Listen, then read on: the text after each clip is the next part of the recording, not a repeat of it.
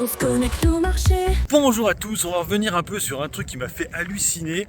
Là, il y a les Échos qui a sorti en fait un espèce de comparatif de 3 banques, dont une qui est Trade Republic, pas vraiment de banque, quoi, bref. Et il nous montre en fait les actifs que les Français ont le plus achetés durant l'année. Et ce qui m'a fait halluciner, c'est que Atos, chez Boursobank, qui est Boursorama, est l'action qui a été le plus achetée en 2024. Waouh! Quand tu vois le gadin qu'elle s'est prise, tu te dis mais les Français sont si nuls que ça. Et il faut savoir que sur la Société Générale, elle est pas très loin, elle est 4e. On notera aussi qu'on voit beaucoup Stellantis aussi, qui s'est effondré cette année. Elle est aussi vachement présente. Après, bon, il y a des dossiers qu'on s'en douterait, Total Energy, LVMH. On notera que sur Trade Republic, il y a beaucoup plus de valeurs étrangères que sur les deux sociétés françaises, qui sont la Société Générale et BNP. Alors bien sûr BNP, pas BNP, Société Générale et Boursorama, ce sont les mêmes. Mais bon, je sais pas pourquoi ils ont mis les deux là séparément. Mais bon, ça me fait halluciner sur Atos. Franchement, j'étais waouh. Mais comment ils ont fait les mecs pour acheter du Atos? Alors c'est vrai que cette année j'en ai acheté un petit peu, mais de là à être l'action la plus achetée chez Boursorama, impressionnant. Alors ce qui est étonnant aussi, qu'on parle pas trop de Téléperformance, elle n'est pas dedans, alors que je trouve que c'est une valeur très réseaux sociaux, Téléperformance, mais visiblement elle ne ressort pas. On notera aussi qu'on voit beaucoup Orange et Engie, des valeurs en rapport avec l'État, du côté de la Société Générale. Après du côté de Trade Republic, on est plus sur des valeurs américaines, un peu logique, les Tesla, les Apple. Donc bref, ça me choque pas plus que ça. Effectivement, il y a très peu de valeurs françaises. On retrouve quand même LVMH. Je crois qu'il y a aussi un peu de Novo Nordisk, il me semble.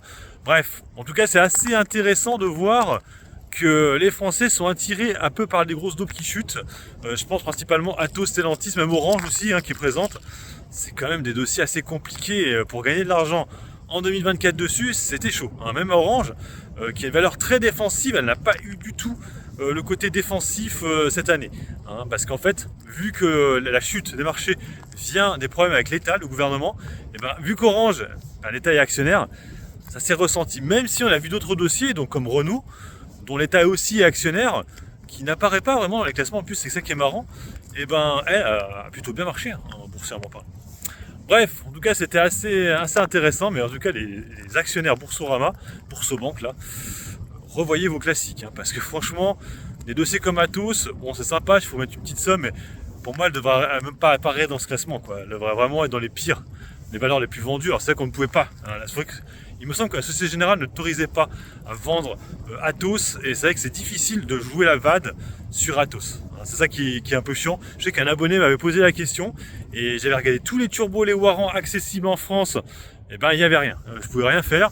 S'il y en avait deux, avec des tout petits effets de levier, c'était même pas 1%, c'était même pas 1 x 1.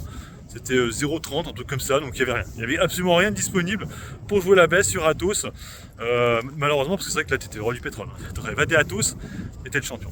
Bref, voilà, donc c'était le petit classement assez marrant. En tout cas, les Français, on est toujours aussi nuls qu'il faut l'investissement et le trading, vu qu'on a acheté visiblement beaucoup d'Atos. Allez, sur ce, moi je vous laisse, bon investissement, et puis bon trade. Ciao, ciao!